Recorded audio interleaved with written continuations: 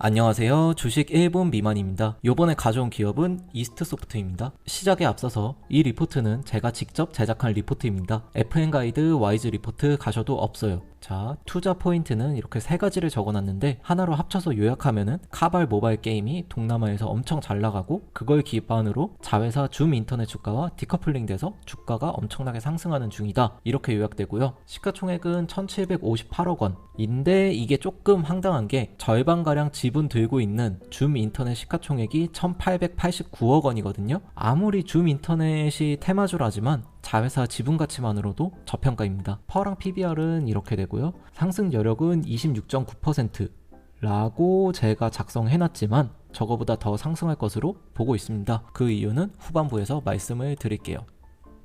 다음으로 주주 현황입니다. 주주 현황에서 체크하셔야 될 부분은 이 63.04% 유통 물량이 이렇게 되거든요. 유통 물량이 좀 많다, 타 기업 대비. 이거 꼭 체크하셔야 되고, 다음으로 매출액이랑 영업이익 추이인데 영업이익이 쭉 늘어나고 있죠. 2021년은 더 늘어날 거예요. 왜냐? 카발 모바일 덕분에. 그리고 이거는 2020년 매출액이랑 영업이익이거든요. 왜 제가 이렇게 나란히 놔뒀을까요? 그리고 빨간 네모 박스까지 쳐뒀죠. 이렇게 매출액에서 인터넷 소프트웨어 사업부가 가장 크죠. 이만큼 차지하고 있습니다. 328억 원. 그런데 영업이익은 인터넷 게임 사업부가 절반이 넘어요. 인터넷 소프트웨어 사업부는 줌 인터넷이고요. 그리고 인터넷 게임 사업부는 이제 카발 모바일입니다. 카발 모바일이 더 실속이 있다는 의미로 볼 수도 있는 거죠. 다음으로 기업 개요입니다. 5가지 사업부를 섞어주는 CEO라는 제목인데, 아니 얘네는 회사 규모가 큰 것도 아닌데 사업부가 무려 5개예요. 무슨 장수돌 침대도 아니고 정말 많습니다. 자, 1번으로 게임 사업부가 있고요. 2번으로 소프트웨어 사업부. 여러분들이 잘 아시는 알집, 알툴즈 그런 거 하는 데입니다. 3번으로 인터넷 포털 사업부.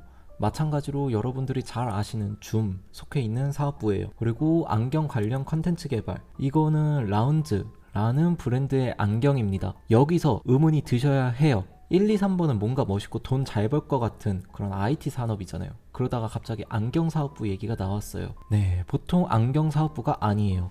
무려 인공지능 딥러닝 기술이 접목된 안경점입니다. 인터넷 안경점이에요. 여러분 핸드폰으로 원하는 안경 클릭 후에 카메라로 자신을 비추면 실시간 가상 피팅이 가능합니다. 한번 홈페이지 가셔서 보시는 거 추천드려요. 마지막으로 5번째 자산운용사 사업 부분인데, 이 부분은 매출액 영업이익이 타 사업부 대비 아주 작아요. 그래서 생략하겠습니다. 다음으로 CEO 부분인데, 워렌 버핏 할아버지는 경영자가 중요하다고 여러 번 언급했어요. 이스트소프트 기업 분석하면서 버핏 할아버지가 많이 생각이 났습니다. 제가 5가지 사업부 말했죠. 그 중에 마지막에 말한 아주 작은 자산운용 사업부 빼고 전부 IT와 관련이 있어요.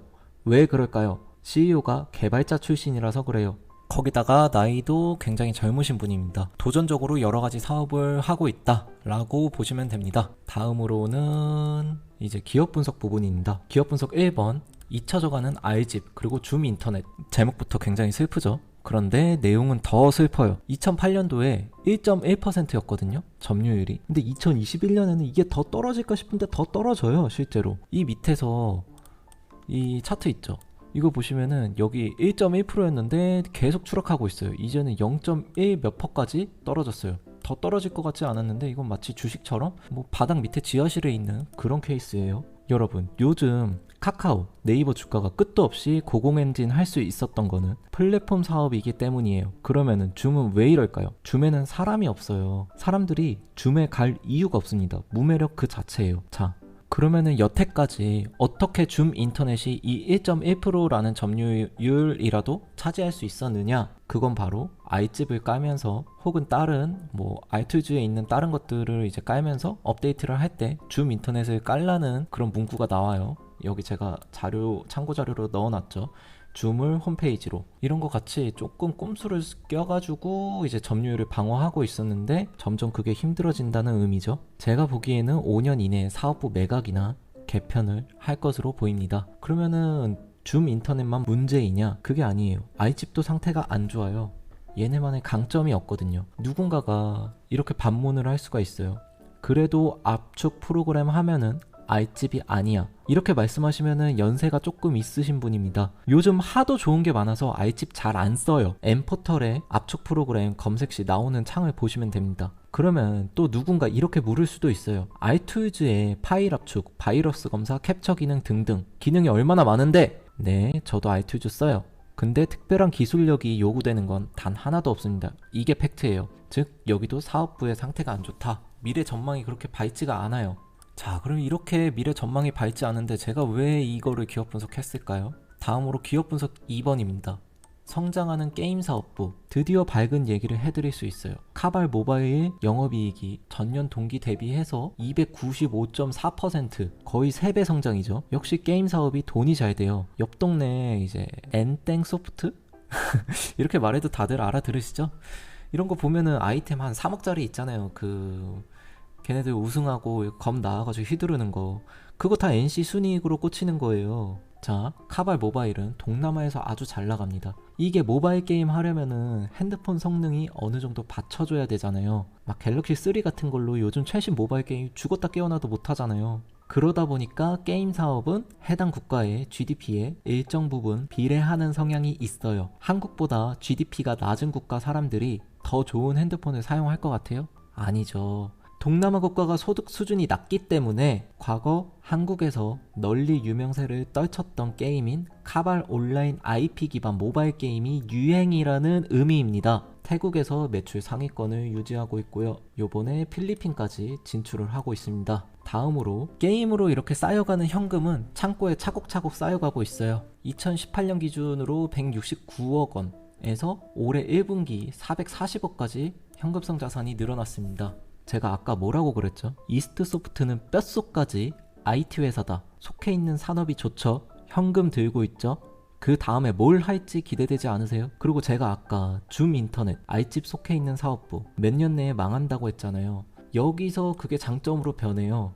만약에 줌 인터넷 사업부 그리고 알집 알툴즈 사업부가 망한다, 그러면 거기 개발 인력 데리고 신사업 하면 됩니다. IT 기업이니까 뼛속까지. 심지어 CEO도 개발자 출신인데 뭐라도 더 하면 되죠. 돈도 있고 인력도 있겠다. 요즘 판교에 개발자 없어가지고 난리인 거 아시죠? 괜히 5월에 전 직원 대상으로 해서 1인당 2천만원씩 스톡 옵션을 준 게 아닙니다. 이 회사에 존버하라는 거예요.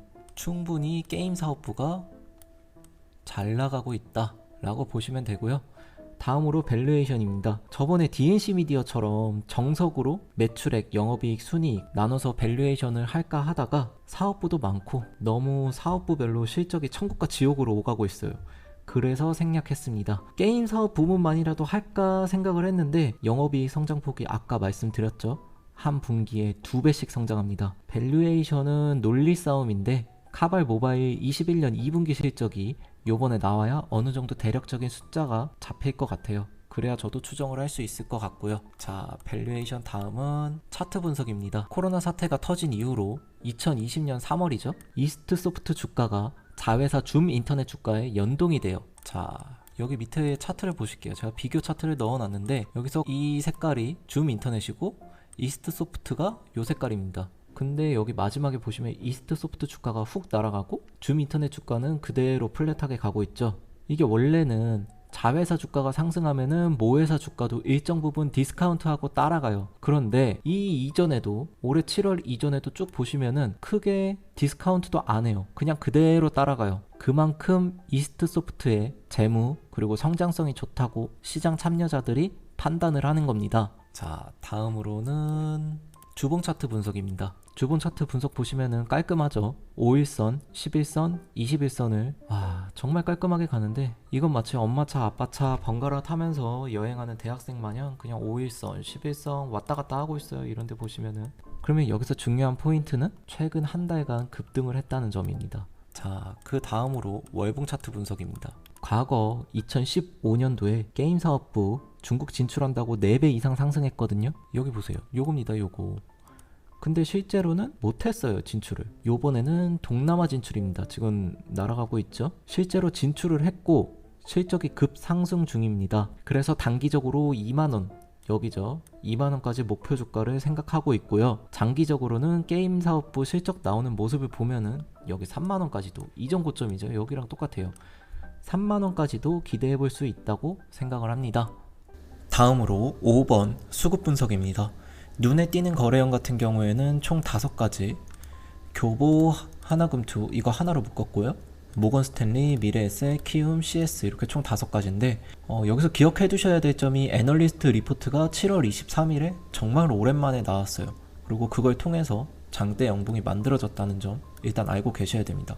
내용에 나올 거기 때문에 교보증권이랑 하나금투 같은 경우에 제가 방금 전에 말씀드렸죠. 23일 이렇게 해서 그때부터 수급이 쭉 들어왔어요. 그래서 이 수급이 언제 빠져나가느냐 이거를 좀 봐야 될 것 같고, 다음으로 모건 스탠리 같은 경우에는 얘가 조금 다른 기업 같은 경우에는 이런 케이스를 안 넣었을 텐데, 이 이스트 소프트 같은 경우에는 꾸준하게 쭉 가는 거래원이 없어요. 근데 모건 스탠리 같은 경우에는 유일하게 3월부터 봤더라고요. 그래서 얘네가 먼저 이스트 소프트 게임 사업부의 가치를 알아보고 투자를 한 게 아닌가 생각이 듭니다. 다음으로는 미래에셋이랑 키움인데, 미래에셋 같은 경우에는 오히려 반대죠. 그 방금 전에 모건 스탠리 같은 경우에는 3월 달에 들어와가지고 쭉 늘어나고 있었는데, 이 미래에셋 같은 경우에는 이때 5월 달에 한번 들어왔다가 그리고 요번에 빠져나갔어요. 근데 그 물량이 엄청나죠? 50만 주입니다. 제일 많아요. 미래에셋이 제일 거래가 활발한 것 같은데, 이 사람들이 빠져나갔고 앞으로 나갈 물량이 지금 35만 주까지 빠져나가 있죠. 앞으로 얼마나 더 빠져나갈 것인가가 키포인트로 보입니다. 가장 거래량이 많아요, 미래에셋이. 그리고 키움 같은 경우에는 미래에셋이랑 비슷하죠. 5월 달에 들어왔다가 이제 7월 달에 빠져나가는 모습인데, 과연 앞서 말씀드렸던 이 두 군데, 교보증권이랑 하나금투 같은 경우에는 들어왔죠. 7월 달에 리포트 나오고서. 근데 미래에셋이랑 키움증권은 빠져나갔으니까 좀 개인 대 기관의 싸움 느낌이 있네요. 누가 이길지는 좀 지켜봐야 될 것 같습니다. 제가 보기에는 미래에셋이 얼마나 파느냐가 관건이에요. 물량이 워낙 많아가지고. 다음으로 CS증권. CS 같은 경우에는 5월달에 잠깐 들어갔다 빠져나갔고, 7월달에는 들어왔는데 이게 빠져나가느냐, 만약에 빠져나간다면 어떤 시점에서 빠져나가느냐, 이때 빠져나가느냐 아니면 이때 빠져나가느냐, 그게 관건으로 보입니다. 자, 지금까지 이스트 소프트 분석해드렸고, 다음번에 더 좋은 종목 갖고 오겠습니다. 구독 버튼 눌러주시면 다음번 리포트 빠르게 받아보실 수 있으니까 구독 눌러주시면 감사합니다. 성투하세요.